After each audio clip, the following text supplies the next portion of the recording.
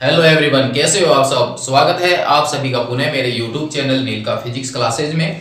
तो प्यारे विद्यार्थियों, रिवीजन सीरीज 2022 में आपका पुनः एक बार स्वागत है। 2 क्वेश्चन हमारे कंप्लीट हो चुके हैं इस एग्जाम के हिसाब से और आज हम इसके आगे के भाग में हल करेंगे पार्ट नंबर 3 यानी रिवीजन सीरीज का पार्ट 3 आज हम हल करेंगे। और जिसमें हमारे पास में आज का जो टॉपिक रहेगा वो रहेगा गाउस के नियम के अनुप्रयोग में। हमारे पास में है अनंत लंबाई के किसी आवेशित चालक या आवेशित चालक तार के कारण विद्युत क्षेत्र की तीव्रता का सूत्र व्युत्पन्न कीजिए। ये होगा आज की सीरीज में हमारा टॉपिक। तो बहुत ही अच्छा टॉपिक है और एग्जाम में काफी बार आया हुआ भी क्वेश्चन है प्यारे विद्यार्थियों। तो बिल्कुल आराम से आप इस डेरिवेशन को समझिए और एग्जाम के अंदर कंप्लीट करके आइए अगर क्वेश्चन आता है आपकी एग्जाम में। वैसे काफी इंपॉर्टेंट है और 2 क्वेश्चन हमारे इससे पहले वाले भाग में कंप्लीट हो चुके थे कि किसी विद्युत द्विध्रुव की निरक्ष के ऊपर इलेक्ट्रिक फील्ड कितना होता है तथा रे ऑप्टिक्स के अंदर दर्पण समीकरण की उत्पत्ति भी हमने कर ली थी। और आज हमारे पास भाग 3 हम कंप्लीट करेंगे प्यारे विद्यार्थियों। तो हमारे पास में जो टॉपिक है वो गाउस के नियम का अनुप्रयोग है। तो सबसे पहले तो हम समझ लेते हैं कि गाउस का नियम होता क्या है, क्योंकि एग्जाम में जब भी ये क्वेश्चन आएगा तो वहां पर यही पूछा जाएगा कि गाउस के नियम से क्या अभिप्राय है और किसी अनंत लंबाई के आवेशित चालक तार के कारण विद्युत क्षेत्र की तीव्रता का सूत्र व्युत्पन्न कीजिए तथा विद्युत क्षेत्र की तीव्रता का दूरी के साथ परिवर्तन ग्राफ भी बनाइए। और इस प्रकार से आपके 4 नंबर का क्वेश्चन कंप्लीट होता है। तो स्टार्ट कर लेते हैं आज का टॉपिक। तो सबसे पहले देखते हैं गाउस का नियम।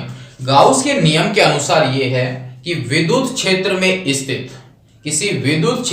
स्थित किसी काल्पनिक बंद पृष्ठ से संबद्ध विद्युत फ्लक्स का मान यानी फाई ई का जो मान होता है वो उस काल्पनिक बंद पृष्ठ से परिबद्ध टोटल आवेश, जिसे हम सिग्मा क्यू से दर्शा सकते हैं, टोटल आवेश की बात करें इसलिए, तथा 1/एप्सिलॉन नॉट के गुणनफल के क्या होता है बराबर होता है, यानी अपोन में आ जाएगा एप्सिलॉन नॉट। ये होता है गाउस का नियम। यदि यह प्रक्रिया किसी माध्यम में होती है तो यहां पर एप्सिलॉन नॉट की जगह एप्सिलॉन यूज करेंगे, क्योंकि एप्सिलॉन नॉट जो है वो निर्वात की विद्युतशीलता है। तो हमारे पास हम ये भी जानते हैं कि विद्युत फ्लक्स का जो मान होता है वो हमारे पास में होता है E vector dot ds vector बराबर हमारे पास में हो जाएगा अब sigma q upon epsilon not. तो इस सूत्र का उपयोग करके हम किसी अनंत लंबाई के चालक तार के कारण विद्युत क्षेत्र की तीव्रता का सूत्र व्युत्पन्न करेंगे।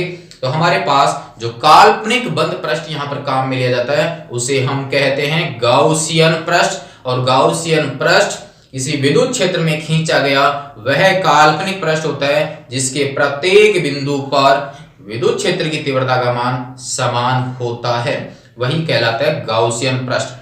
तो बढ़ते हैं आज के हमारे टॉपिक के अनुसार। हमारे पास माना कि कोई अनंत लंबाई का आवेशित चालक तार है, जहां पर हमारे पास ए बी जो है वो एक अनंत लंबाई का आवेशित चालक तार है। जो चालक तार हमने लिया है उसका रेखीय आवेश घनत्व माना कि लैम्डा है और इसके ऊपर क्यू आवेश का वितरण है। क्लियर है। इस अनंत लंबाई के आवेशित चालक तार में से एक L लंबाई का भाग हमने यहां पर काम में लिया है। यहां तक हमारे पास इसकी लंबाई हो जाती है L। अब हमारे पास यहां जो आवेश मौजूद है तो किसी भी आवेश के कारण हम जानते हैं कि उसके चारों तरफ इलेक्ट्रिक फील्ड डेवलप होगा यानी उत्पन्न होगा। तो हमारे पास तो यहां पर पूरा का पूरा वायर है जिसके ऊपर आवेश फैला हुआ है एक समान रूप से। तो अब हमारे पास इस पूरे वायर की वजह से कितना इलेक्ट्रिक फील्ड होगा उसका निर्धारण करने के लिए हम यहां पर इस काटे गए भाग पर 2 अल्पांश इसके केंद्र बिंदु से समान दूरी पर मान लेते हैं। एक अल्पांश हमने यहां पर माना है A1 और एक अल्पांश हमने इतनी ही दूरी पर माना है यहां पर A2। तो 2 अल्पांशों की हमने यहां पर कल्पना की है। दोनों अल्पांश जो हैं वो इसके केंद्र, जिसको मैं O से दर्शा देता हूं, उसके केंद्र से समान दूरी पर काटे गए हैं और समान आवेश की मात्रा के हैं।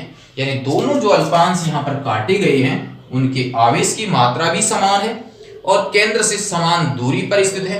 तो इन दोनों आवेशों के कारण हमारे पास इलेक्ट्रिक फील्ड कितना होगा वो हमें यहां पर ज्ञात करना है। तो माना कि हमारे पास इस वायर से यहां पर कोई बिंदु P है जहां पर हमें परिणामी विद्युत क्षेत्र का मान ज्ञात करना है जो कि इसके केंद्र से r दूरी पर स्थित है। हम जानते हैं कि किसी बिंदु आवेश के कारण जो इलेक्ट्रिक फील्ड होता है उसकी वैल्यू होती है kq/r², जहां k बराबर होता है 1/4πε0। तो किसी आवेश के कारण r दूरी पर जो इलेक्ट्रिक फील्ड होता है उसका मान होता है ये, अगर कोई बिंदु आवेश है तो। अब हमारे पास इस पॉइंट से इतनी दूर पर हमें विद्युत क्षेत्र का मान ज्ञात करना है। तो इस बिंदु पर इलेक्ट्रिक फील्ड कितनी होगी उसके लिए हमने यहाँ पर दो अल्पांश लिए ताकि वहां पर विद्युत क्षेत्र की दिशा का हम निर्धारण कर सकें। और ध्यान रखना, हमें यहाँ पर गाउस के नियम का उपयोग करना है। इसका मतलब वहां पर एक काल्पनिक बंद पृष्ठ की आपको संरचना भी बनानी है, कल्पना करनी है कि कैसा वो पृष्ठ बनेगा। तो सबसे पहले हम यहाँ पर इस A1 अल्पांश के कारण इस P बिंदु पर इलेक्ट्रिक फील्ड का मान ज्ञात करेंगे। तो यहाँ पर हमारे पास A1 जो है वो एक तरह से पॉजिटिव चार्ज की ही मात्रा है, तो इसके कारण जो इलेक्ट्रिक फील्ड आएगा वो हमारे पास यहाँ पर P बिंदु पर जो होगा वो होगा इस तरफ, क्योंकि किसी धनावेश के कारण जो इलेक्ट्रिक फील्ड होता है उसकी डायरेक्शन होती है आवेश से बिंदु की ओर। तो हमारे पास आवेश यहाँ पर है, बिंदु इस साइड में, तो हमारे पास यहाँ पर हमने एक अल्पांश ले रखा है। इस कारण से उत्पन्न विद्युत क्षेत्र जो होगा वो मैं मान लेता हूं DE वेक्टर होगा, क्योंकि टोटल के लिए हम E यूज कर लेंगे और किसी अल्पांश के लिए अल्पांश विद्युत क्षेत्र यूज कर लेंगे। तो हमारे पास इस आवेश के कारण P बिंदु पर इलेक्ट्रिक फील्ड का मान DE वेक्टर है।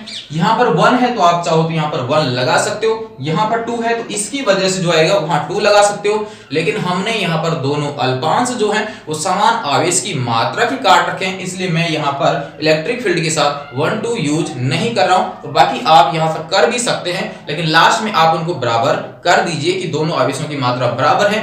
तब हमारे पास बढ़ते हैं इससे आगे। सेम इसी प्रकार से इस E2 आवेश के अल्पांश के कारण P बिंदु पर जो इलेक्ट्रिक फील्ड आएगा उसकी दिशा इस साइड में होगी, क्योंकि आवेश यहाँ पर है, बिंदु इस साइड में, और इसके कारण भी इलेक्ट्रिक फील्ड आएगा DE वेक्टर, क्योंकि इस पर आवेश की मात्रा इस पर आवेश की मात्रा सेम ही है।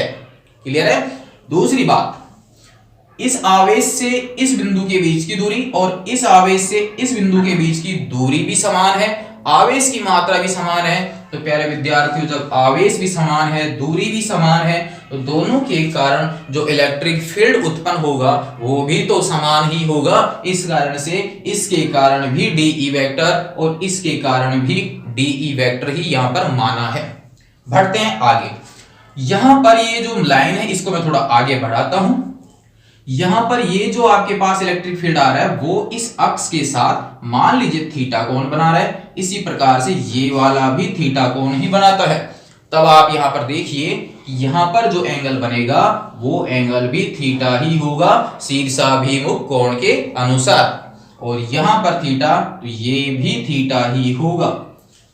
क्लियर है? अब पुनः हम बढ़ते हैं 11वीं कक्षा के अनुसार। जब कोई सदिश राशि किसी अक्ष के साथ एंगल बनाती हुई गुजरती है तो उसका वहां पर वियोजन होता है। तो हमारे पास ये DE वेक्टर जो है वो इस लाइन के साथ एंगल बना रहा है, तो इसका एक घटक इस लाइन की अनुसार आएगा DE cos थीटा, और एक घटक आएगा इसका ऊर्ध्वाधर ऊपर की ओर यानी इस साइड में, और वो हो जाएगा DE sin थीटा। मेरे हिसाब से आपकी समझ में आ रहा होगा। सेम प्रोसेस, ये DE वेक्टर ये भी इस अक्ष के साथ एंगल बना रहा है, इसका एक घटक इसी लाइन के अकॉर्डिंग आएगा DE cos थीटा, और एक घटक आएगा इस तरफ DE sin थीटा।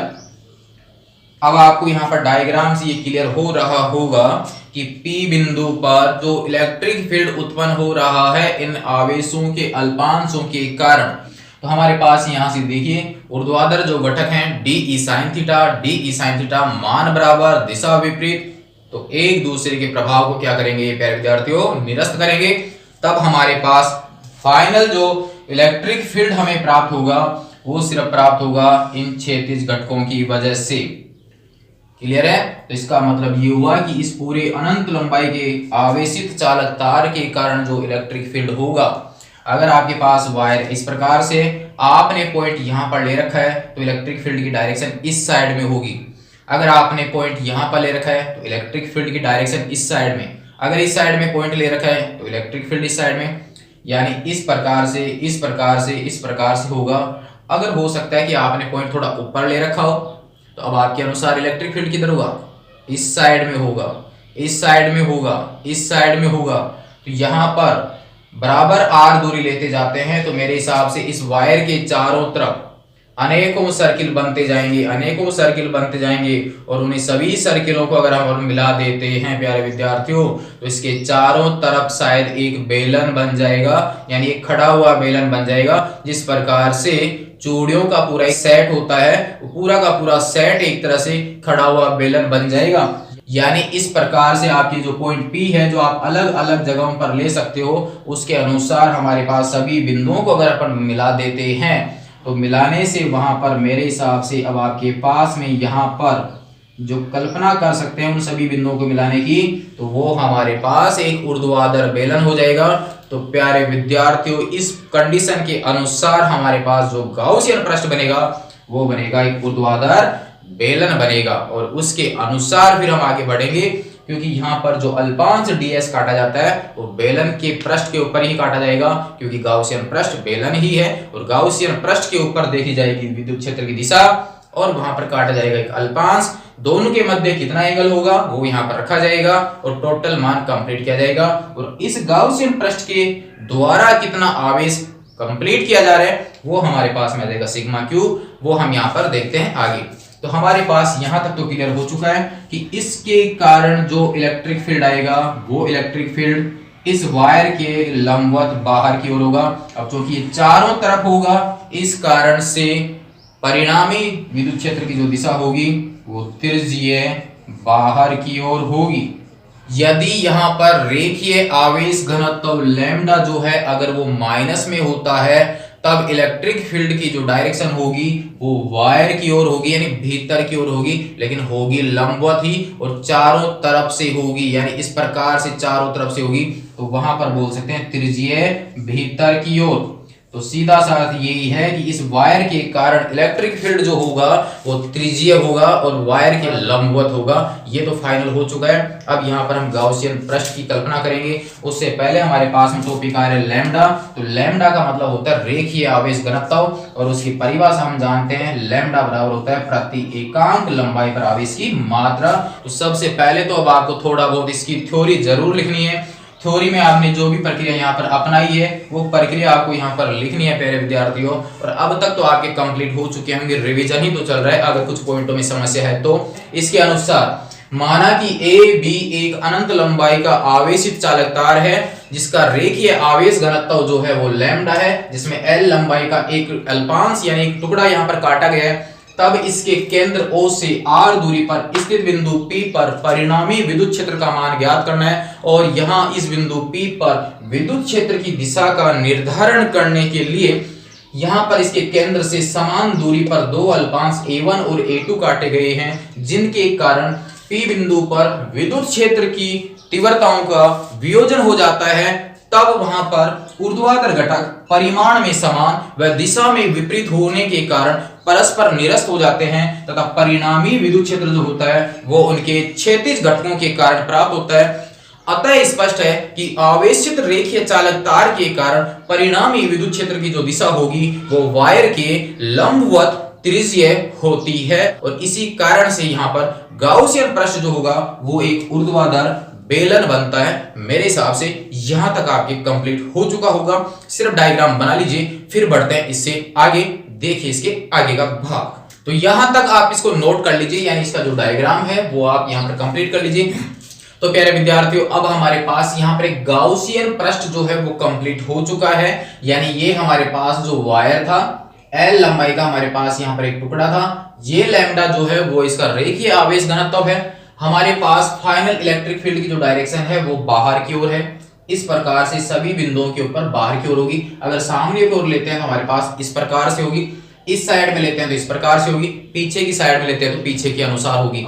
तो अब हमारे पास गाउस का जो नियम था उसके अनुसार हम जानते हैं, और यहाँ पर हो जाएगा sigma Q upon epsilon not. तो एक तो हमें यहाँ पर ये ज्ञात करना है कि इस गाउसियन पृष्ठ के द्वारा टोटल कितना आवेश परिबद्ध हो रहा है, कितना आवेश बाउंड हो रहा है। तो हमें यहाँ पर देखिए कि ये पूरा का पूरा जो आवेश हमने यहाँ पर लिया है वो पूरा का पूरा इस गाउसियन पृष्ठ के अंदर ही आ चुका है।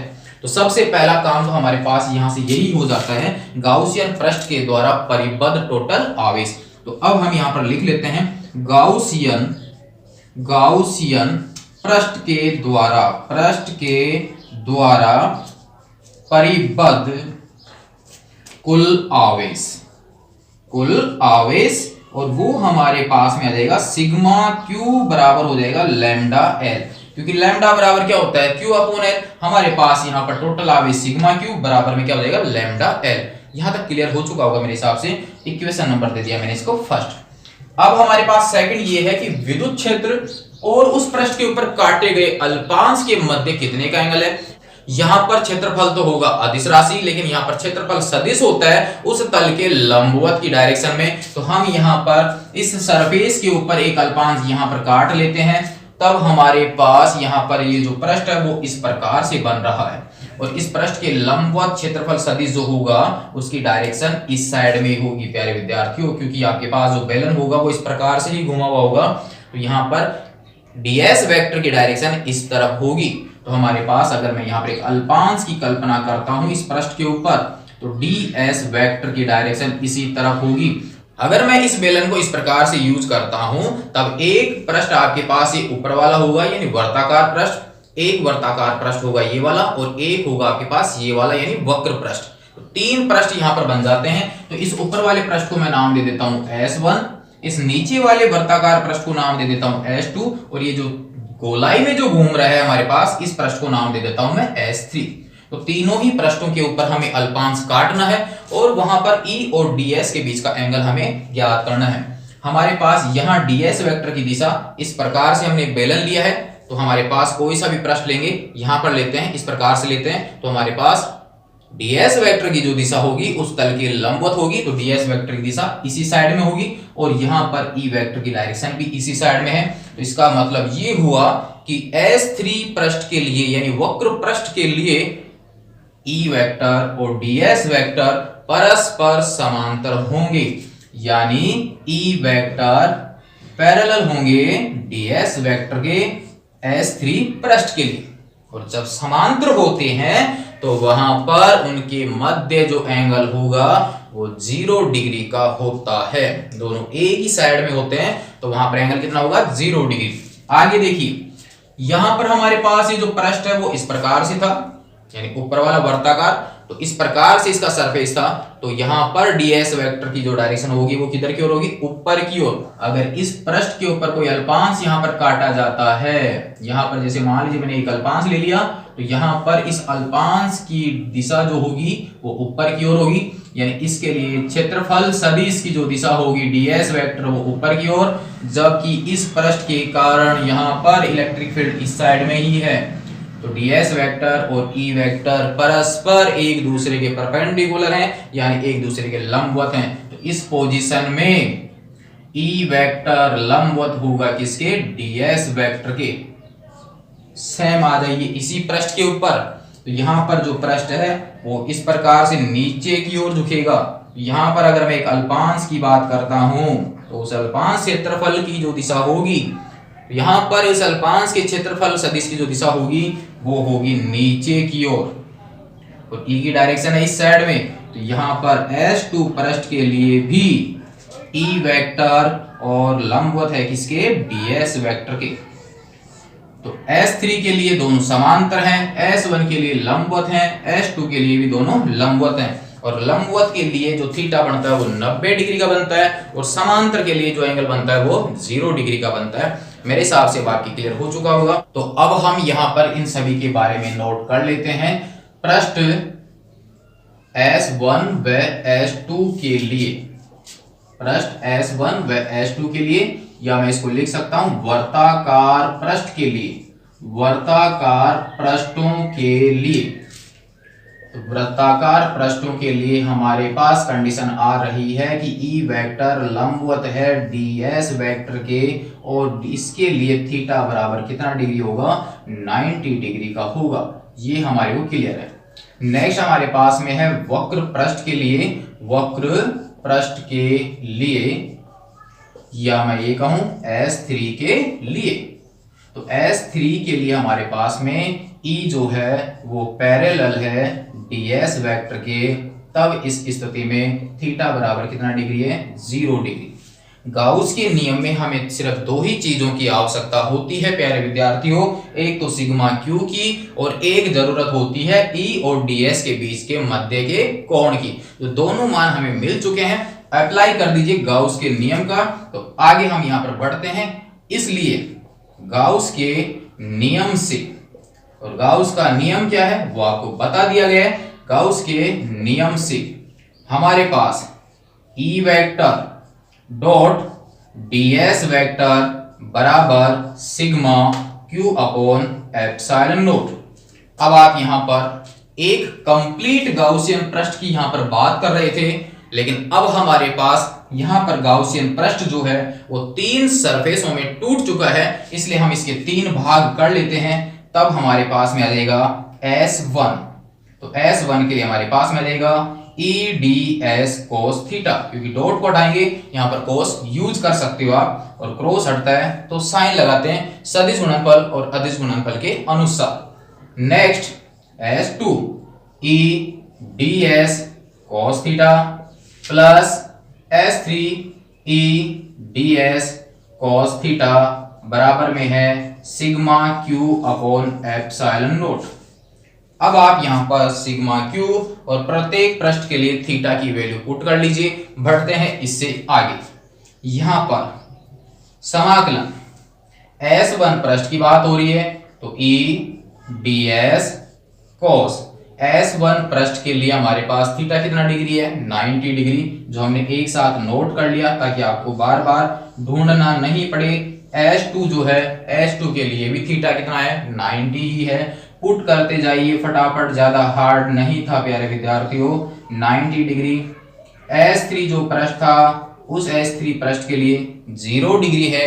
मान रखिए E ds cos 0 डिग्री बराबर में चल रहा है सिग्मा क्यू। सिग्मा क्यू आपने निकाल रखा है लैम्डा एल, यहां पर पुट कर दीजिए लैम्डा एल अपॉन में आ जाएगा एप्सिलॉन नोट। cos 90 डिग्री का मान होता है 0, इस कारण से पूरा पद ही हट जाएगा।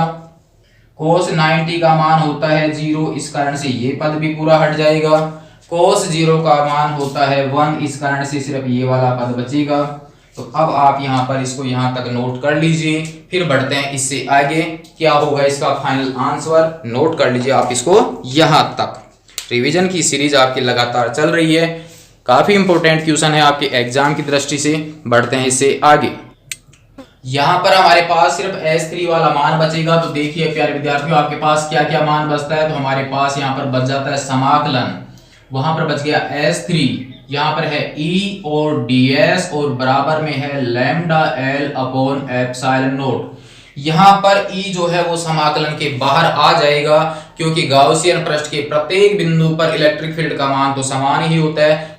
तो हमारे पास यहाँ पर E जो है वो समाकलन के बाहर आ जाएगा। तो हमारे पास हो गया E बाहर, यहाँ पर S3, यहाँ पर आ गया ds बराबर lambda L upon epsilon note. यहाँ पर अब समाकलन के अंदर बच जाता है ds, यानी आपके ds का मतलब है एरिया, कौन से पृष्ठ का, S3 का। और S3 जो था वो किस प्रकार का पृष्ठ था, वक्र पृष्ठ। और किसी बेलन के वक्र पृष्ठ का जो क्षेत्रफल होता है प्यारे विद्यार्थियों, कक्षा 10 में आपने काफी हल किया है, 2 पाई RH होता है, जबकि वर्ताकार पृष्ठों का होता है पाई r स्क्वायर। और सबको जोड़ देते हैं, तब हमारे पास में आता है उस बेलन का संपूर्ण क्षेत्रफल। तो हमारे पास यहाँ संपूर्ण की आवश्यकता नहीं है, इन दोनों की आवश्यकता नहीं है, सिर्फ ये वाला होगा जहां r उस बेलन की रेडियस होगी, जबकि h जो है वो उसकी हाइट होगी। और हमारे यहाँ जो गाउसियन पृष्ठ बना है उसमें जो हाइट है वो किसके बराबर है, l के बराबर है। तो इसका मतलब ये हुआ कि हमारे पास यहाँ h की जगह हम कितना पुट कर सकते हैं, l, और उसकी रेडियस जो है वो हम यहाँ पर यूज कर सकते थे r। जो हमारे पास इस प्रकार से जो बेलन बना था वहां पर इसकी रेडियस कितनी मान सकते हैं, हम r ही मान सकते हैं। इसकी जो रेडियस है वो r मान सकते हैं, जो कि हमारे पास इसके केंद्र से p बिंदु के बीच की दूरी भी है, यानी O से लेकर P के बीच की जो दूरी है वो ही उस बेलन की त्रिज्या भी होगी। और यहाँ पर हमारे पास हाइट जो है वो किसके बराबर होगी, L के। तो अब देखिए इसके आगे, और समाकलन का मतलब भी होता है टोटल ज्ञात करना। तो हमारे पास इस ds का टोटल जो मान आएगा वो अब आप यहाँ देख लीजिए, यहाँ पर आ गया E और ये हो गया S3 पृष्ठ का टोटल क्षेत्रफल, वो हमारे पास में आ जाएगा 2 पाई RL। राइट हैंड में हमारे पास में लैम्डा L और अपॉन में एप्सिलॉन नॉट, यहाँ पर L से L कैंसिल हो जाएगा क्योंकि यहाँ पर ये नीचे जाएगा तो कट जाएगा। हमें किसका मान ज्ञात करना है, E का, तो आप यहाँ पर पुट कर लीजिए E, बाकी के पदों को भेज दीजिए दूसरी साइड में। यहाँ पर बच गया लैम्डा, यहाँ पर है एप्सिलॉन नॉट, यहाँ पर हमारे पास में है 2, यहाँ पर है पाई और साथ में है R। ये हमारे पास उस अनंत रेखीय आवेशित चालक तार के O बिंदु से R दूरी पर स्थित किसी बिंदु P पर परिणामी विद्युत क्षेत्र का सूत्र होता है और उसकी जो दिशा होती है उस वायर के लंबवत होती है। अगर मैं इसको चाहूं वेक्टर फॉर्म में लिखना तो मैं इसको लिख सकता हूं E वेक्टर बराबर lambda upon 2 pi epsilon not R, और मैं यहां पर यूज कर सकता हूं n कैप, जहां n कैप जो है वो एक एकांक सदिश है जिसकी दिशा में इलेक्ट्रिक फील्ड होता है। यहां पर ही मैं इसके आगे ये कंडीशन लिख सकता हूं कि अगर लैम्डा आपके पॉजिटिव होता है, लैम्डा अगर पॉजिटिव होगा तो E की जो डायरेक्शन होगी वो त्रिज्यीय बाहर की ओर होगी। लैम्डा अगर पॉजिटिव है इसका मतलब आवेश की मात्रा प्लस में होगी, और आवेश अगर धनात्मक होता है तो इलेक्ट्रिक फील्ड जो होता है वो आवेश से बाहर की ओर होता है। अगर लैम्डा आपके नेगेटिव है तब E की जो डायरेक्शन होगी प्यारे विद्यार्थियों वो भीतर की ओर होगी, यानी त्रिज्यीय भीतर की ओर होगी। अगर हम चाहें तो इस फॉर्मूला को थोड़ा और चेंज कर सकते हैं, उसके अनुसार यहाँ पर देखिए E जो होगा, यहाँ पर मैं 2 का ऊपर और नीचे मल्टीप्लाई कर देता हूं तो मेरे पास में आ जाएगा 2 लैम्डा अपॉन में बन जाएगा 4 पाई एप्सिलॉन नॉट और R, और 1 अपॉन 4 पाई एप्सिलॉन नॉट जो है वो K के बराबर होता है। तो अगर एग्जाम में K का मान डायरेक्ट लिखा जाता है तो फाइनली फॉर्मूला हो गया 2K लैम्डा अपॉन R। ये होगा फाइनली विद्युत क्षेत्र का फॉर्मूला। वेक्टर फॉर्म में यूज कर सकते हैं E वेक्टर बराबर 2K लैम्डा अपॉन R और n कैप। ये हमारे पास फाइनली विद्युत क्षेत्र के मान प्राप्त हो जाते हैं। तो प्यारे विद्यार्थियों ये हमारे पास कंप्लीट किसी अनंत रेखीय आवेशित चालक तार के कारण गाउस के नियम का उपयोग करके विद्युत क्षेत्र का मान कितना होता है उसका सूत्र का व्युत्पन्न कंप्लीट हो जाता है। अब हम यहाँ पर एक पॉइंट और हल करेंगे, इसमें वो होगा यहाँ पर इलेक्ट्रिक फील्ड जो है वो किस पर डिपेंड होता है। तो हमारे पास 2K ये ऑलरेडी कांस्टेंट है, लैम्डा हमारे पास में रेखीय आवेश घनत्व है, तो हमारे पास E का जो मान है वो निर्भर होगा किसके ऊपर, R के ऊपर, और मीडियम पे भी चेंज होगा क्योंकि यहाँ पर निर्वात का पॉइंट है, माध्यम में मान अलग होगा, ये आपको ध्यान रखना है। तो यहाँ से अगर मैं देखूं तो E जो होगा वो किसके व्युत्क्रमानुपाती होगा, R के व्युत्क्रमानुपाती होगा, ये हो जाएगी इसकी निर्भरता। तो E और R के बीच में अगर मैं ग्राफ पुटअप करता हूं तो व्युत्क्रमानुपाती के लिए ग्राफ कैसा होगा ये आप जानते हैं। तो अभी आप फिलहाल यहां तक इसको नोट कर लीजिए, फिर देखते हैं इसका ग्राफ और पॉइंट आपका समाप्त, तब तक आप इसको नोट कीजिए। तो अब हम यहां पर विद्युत क्षेत्र का दूरी के साथ परिवर्तन ग्राफ बनाएंगे। यहाँ पर विद्युत क्षेत्र जो है वो दूरी के साथ व्युत्क्रमानुपाती रूप से चेंज हो रहा है, यानी जैसे जैसे आवेश से बिंदु की दूरी बढ़ती है तो इसका मतलब R बढ़ेगा तो विद्युत क्षेत्र के मान में क्या होगी, कमी। तो हम ये पहले ही भी हल कर चुके हैं, किसी बिंदु आवेश के कारण भी जैसे जैसे आवेश से हम दूर जाएंगे वहां पर E के मान में कमी होती है, और अगर नजदीक आते हैं तो वहां पर वृद्धि होती है। तो E और ये R जो है वो एक दूसरे के व्युत्क्रमानुपाती हैं, इसलिए ग्राफ इसका जो बनेगा वो आपके पास इस प्रकार से चरघातांकी रूप से घटता हुआ बना सकते हैं। ध्यान रखना दोनों साइड से आपको टच नहीं करना है प्यारे विद्यार्थियों, क्योंकि आपके टच जो होगा वो अनंत पर ही होगा। अगर आपके पास R का मान अनंत होगा तब R के अनंत मान के लिए ही E का मान 0 होगा, और इधर आपके पास R का मान 0 जो होगा उसके लिए E का मान क्या होगा, अनंत होगा। इसलिए दोनों साइड से आपको टच नहीं करना है। अगर E का ग्राफ 1/r पूरे का एक साथ बनाया जाता है तो 1/r के तो क्या है, ये डायरेक्ट प्रोपोर्शनल है, यानी समानुपाती है, और समानुपाती के लिए हम जानते हैं कि उसके केंद्र से गुजरती हुई सीधी सरल रेखा। तो आपको एग्जाम में ध्यान रखना है कि एग्जाम में आपके विद्युत क्षेत्र का जो परिवर्तन ग्राफ है वो R के साथ बनवाया हुआ है या 1/r के साथ बनवाया हुआ है। टॉपिक का भी ध्यान रखना, आवेशित चालक तार के कारण। सेकंड हमारे पास माध्यम पे निर्भर है ही, या आपके पास अगर माध्यम लिया जाता है तो एप्सिलॉन नोट आएगा, एप्सिलॉन नोट को हटाओगे तो एप्सिलॉन नोट एप्सिलॉन आर आएगा। तो हमारे पास एप्सिलॉन आर का मान जो होता है वो हमेशा 1 से ज्यादा होगा। इसका मतलब अन्य माध्यम में लेते हैं तो विद्युत क्षेत्र के मान में क्या होगी, कमी होगी। कंप्लीट हो जाता है आज का टॉपिक, आप इसको यहाँ तक नोट कर लीजिए। फिर इससे आगे हम देखेंगे कोई नया क्वेश्चन जो कि आपके एग्जाम की दृष्टि से इंपॉर्टेंट होगा।